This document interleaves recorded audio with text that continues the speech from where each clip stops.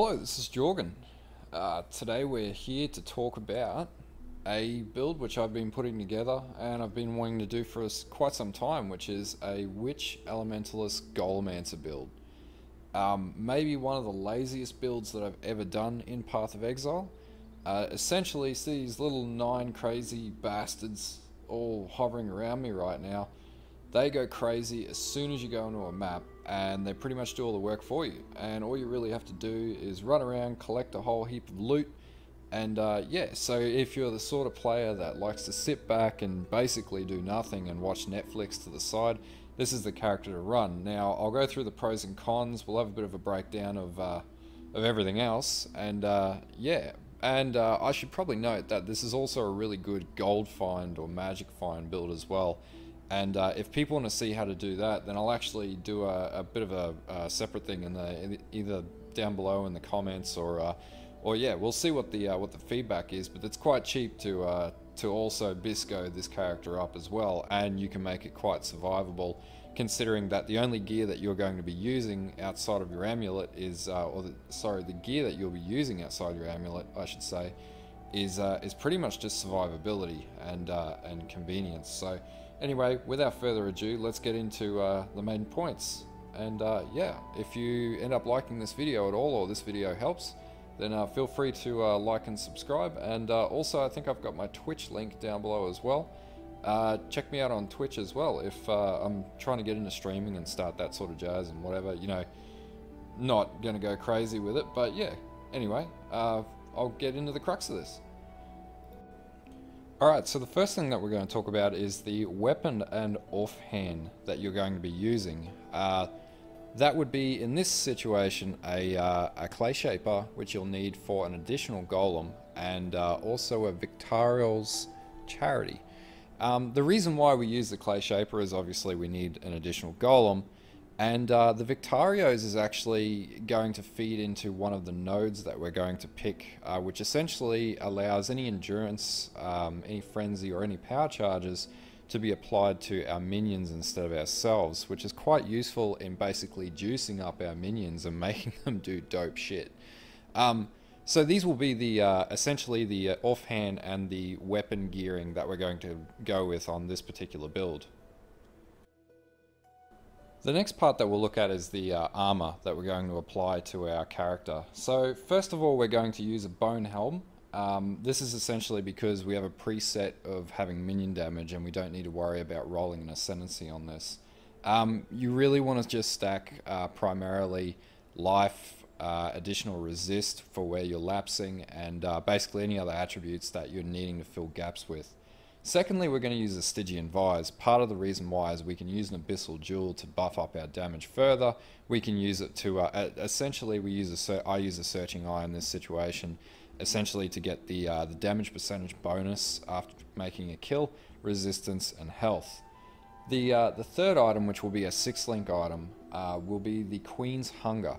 The reason why we use a Queen's Hunger in this situation is simply because it gives us the ability to not only get an additional 500 ES, it actually also provides us with the ability to get auto-triggered offering skills, which essentially means as you run around, the offerings will trigger on dead bodies or whatnot that are scattered all over the place, which is incredibly useful. We also get an increase in cast speed, and we also get up to 10% additional health, which gives us a good health pool increase. Not to mention we also get some veiled mods on this particular item too. So depending on what you're after, you can also get veil rolls on this item, which will assist you further in bridging the gap on anything that you're lapsed in your build with. Nextly, the Null and Void Legion gloves. There's actually 2 reasons why I use these gloves. One is because they give you the awesome Rampage buff, which basically makes you clear maps even quicker than just your conventional gloves. The other bonus is obviously increased mana regen, and we'll get into the reasons why we do that soon. Another advantage is if you use Abyssco's Leash, because if you decide to do gold farming, you actually have an increase in magic find per rampage stack, and this, because it allows rampage stacks to occur, will actually increase your magic find. and it's quite useful if you're running an MF build with this build. It also gives you an additional max cap of 30, it gives you an additional 30 strength and some armor as well, which is quite useful considering we're not sort of rolling the sort of character that uses heavy strength. So our next item, and definitely not our last item, will be the bubonic trail. One of the reasons why I use this is obviously the 10% increased damage per abyssal jewel. And obviously right now I'm running 2 jewels, but if I could get a second socket in my murder boots, then that would actually give me a 30% buff in my damage. On top of that, it also gives you a 4 to 6 increase in maximum health. It also gives you 30% increased movement, which is incredibly useful. So in a combination of survivability and damage, these boots are quite good, and as well as mobility.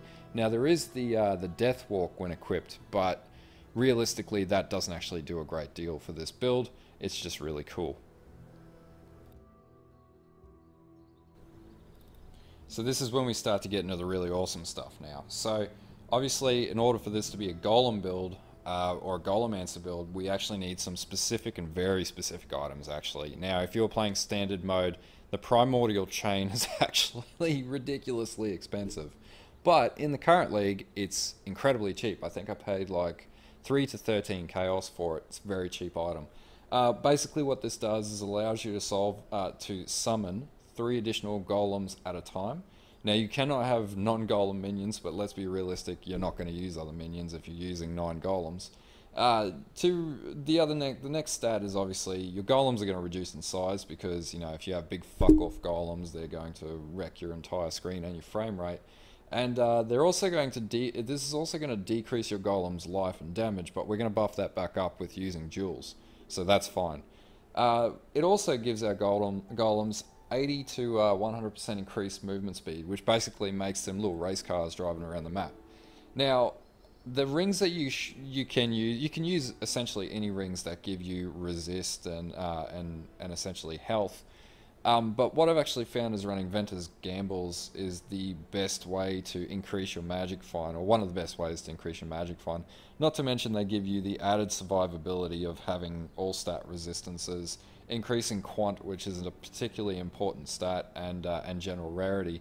Now they only have a max cap of 60 health, but realistically, you know, your minions are going to be doing a lot of the work. Now if you want to change these and buff different damage stats up and things like that, you can probably use you know, coral rings or anything like that really that's going to buff your stats up. But this one's really up to how you want to play. So flasks are really simple with this build. Anything that keeps you alive. Pretty much anything. Yeah, there's not much to say with that. So now we get to the jewels that we're going to be using. Now we're going to be socking out quite a few jewel sockets. In fact, it looks like, how many is that? 12, 13, 14 jewel sockets for this build, which is a lot. And you'll see how we do that when we look at the actual tree. But essentially we need an anima stone. Anima. Anyway, essentially this allows us to summon an additional golem, and also increases the number of golems. Now it also allows us to get additional golems per every 3 primordial items or socketed items equipped. The next thing that we need is a primordial might crimson jewel. Now you'll only need one of these jewels, and the reason why we need this jewel is to make our golems aggressive as all shit. And they do get very aggressive, which is awesome. Now the other 2 is really a mix of how you want to mix them. I have 3 primordial eminence jewels, just to basically make my golems go faster. And you're really going to want to invest in harmony jewels, essentially to increase their damage and reduce their cooldown on their skills, because the golems actually cast skills. They have 3 skills. It's fireball, some fire wave skill, and another like fire wave skill or something like that. And to cycle between them, they actually have to have a cast speed and a cooldown time, and this gem assists with that.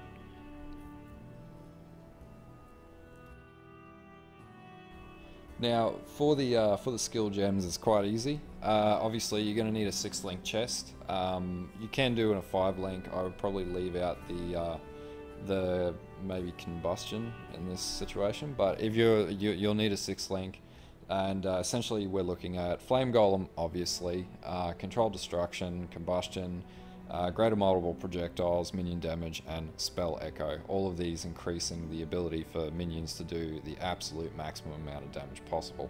Now, you will need flame dash and faster casting.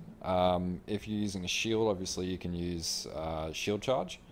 As far as our cast when damage taken build is pretty standard, so you'll just need a level 1 cast when damage taken gem. The reason why we use level 1 is it will trigger more because you're only going to take a couple hundred health. You'll use phase run, you'll level up to 4 or 5. Immortal call, as per phase run, you'll level up to either 4 or 5, and increased duration you can do level 20. On top of that, obviously we're using, we're taking damage to our mana over time. So we're going to use clarity to increase our mana, increase our mana regeneration. And we will definitely need convocation. The reason why we need a convocation gem is so that just in case our minions get a little bit dumb and they trail off, we can get them all to come back to us. Now you can do something like I do as well as and equip out some additional stuff like an arc spell totem, and then you can proc shock on there, and essentially if you can shock enemies and also have minions throwing flames at them, you're going to do an increase in damage as well, because shocked enemies take more additional damage from all avenues. Yeah, that's pretty much all there is for skill gems. It's a very simple, very easy build in that respect. So just a little bit of precursor before we get into the crux of doing this, the path of building tree. So the pros and cons of this build before we go any further are obviously it's a very lazy build, very easy at map clearing, which is fantastic. You don't need to be very skilled. It's the reason why I'm doing this build in such a detailed way, and changing the way that I'm doing these builds so that I can help you get to a point where you can build this really easily without a great amount of skill. And also playing the build is not very heavy in the skill department. You just have to pop flasks and kite around essentially and avoid damage. It's also really good for those like me who work long days at work and you just want to come home and do something really easy. You don't really have to think when you play this build. You have to remember just to stay out of the way of getting flogged by enemies. Now, in the bad sides, this build isn't for everyone. There are players out there that like going ape shit on the keyboards. This probably isn't for you. Can get boring if you're sort of easily turned off by repetitive mapping and things like that, then this is not the build for you. There is some survival balancing, and that will come at an expense of chaos and exalt, but you know, that's half the fun. And if you know how to craft, even better. And this build can be very expensive. Definitely in standard mode. I could not do this in standard because I just did not have the amount of exalt to do this build. It's definitely the sort of build that you would do as your second build in a league after you do your first build. But definitely fun either way, and definitely worth doing, just to sort of have this build, and even if you come to standard and use it after you've built it in a league, it's fantastic. Okay, so now we get to the really fun part, which is the tree, and this tree is all over the shop. So essentially, we're going to start at the witch nodes here. We're going to move up into this intelligence node here, skip the spell damage here, we will not need it. Now the first part we want to build into Arcanist Dominion. We want to move up to Heart and Soul. We want to pick up Lord of the Dead, and we want to pick up our first dual socket just up here. Now we're going to go across and we're going to pick up Cruel Preparation next. Now the next thing I found is we move back across here. Now we'll pick up Mind Over Matter, we'll pick up this Quick Recovery. We don't want to move up here just yet, so we'll move downwards and we'll pick up another dual socket here. We'll move further down into the tree and we'll go down to Shaper, and we'll pick up our third dual socket just down here in the center of the tree. Now we're going to move further down and pick up our fourth dual socket here, and also some strength nodes, and then we're going to go back down, pick up Constitution. We're going to go down and pick up another dual socket here, and then we're going to go to the right, pick up some resistance, and just above Sentinel pick up another dual socket here. Then we're going to come back up, and we're going to pick up just here. Now you can get elemental equilibrium. I prefer not to use elemental equilibrium. I've seen other people use it, but it's up to you. So then we're going to go across and pick up Foresight. We're going to come down and pick up just above Harrier our Necromantic Aegis. And the reason why we do this is, if you remember the shield that we use, the on-hit bonuses that the shield will accrue, being Frenzy and Power Charges, will now be given to the minions. And that will give them a huge buff. Now, bearing in mind, the health and resistance off that shield will not apply to your character on this basis. So it's a bit of a catch-22, but it's a very good node to have to beef up the DPS and movement of your minions.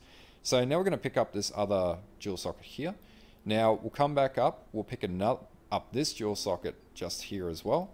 And then we're going to move across, we're going to pick up another dual socket, and we're moving into the Dex part of the tree. We're going to go all the way across, pick up another dual socket. I don't know, these dual sockets are stacking up now. Then we want to move up, pick up Blood Drinker. Now, it's up to you depending on where you are by this point. Now, you can pick up the second another dual socket just above it, or you can pick up health depending on what you need. So you're going to pick up these nodes here. And then we'll move down and we'll pick up Acrobatics, because we need Dodge. Dodge is very good in this build. Now, I still have 4 more levels to get up to Phase Acrobatics, but I'll definitely be picking these up. And then we're going to go down and pick up another dual socket, and then we're going to go pick up Herbalism. Now, if you remember, just up in the corner, we didn't pick up anything from here. So now once we've picked all of this up, now we're going to build up the other side of the tree, and we're going to pick up this dual socket here. We're going to move across, we're going to pick up some health with Purity of Flesh, we're going to pick up Righteous Army, which is going to give your minions a 20% damage buff. Actually, it's going to give them, what's that, 20, 32, 44% increased damage, and it's also going to give them 1% life per second, so a lot of life regen, and it's also going to give you life regen too, which is fantastic, and increase their maximum pool. So we're going to move down from there, and we're going to pick up another dual socket, and then we're going to end on Devotion and the life sockets around there. Now, on the trek to 100, I would probably suggest getting more life sockets, and definitely picking up the Phase Acrobatics as well, and that's going to end our build there on the tree. Now, for our Ascendancy, we're obviously going to pick up the Elementalist.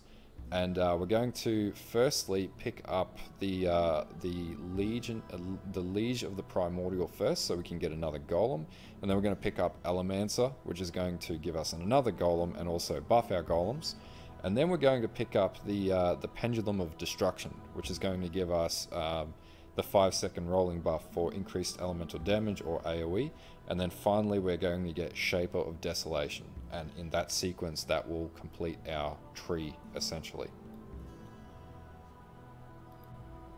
So I hope this build guide helps if you're considering rolling a Golemancer, and I've tried to change the structure compared to my last videos that I've been posting to make this a little bit more user-friendly, more structured and easier to follow. Now, I'll put the paste bin for Path of Building in the comments, and yeah, if you have any questions or anything like that, post your comments. If you don't like this video, hey, it's up to you. Hit the dislike button. If you do like this video and it actually helps you understand how this mechanic works, then by all means, please like and subscribe. I'm really keen to get this channel firing and pumping, and I'm actually going to be doing a little bit more work and figuring out better editing techniques and things like that going into the future. I'm also going to try and Twitch stream and upload my back catalogue to YouTube as well, so and that's more or less just going to be chill time. So yeah, if you like this, definitely hit me up, and anyway, I'll have some more build guides coming, one being a Slayer, and I might even do a guide for those who have troubles killing Shaper, which is something that I've seen online in forums or whatnot, and I can probably give you a build guide and also explain the mechanics of how Shaper works as well. So I've got some ideas in the pipe. I'm away for the next week, but I'm going to try and edit some more videos and put some more stuff like this together. So yeah, thank you for watching, and bye.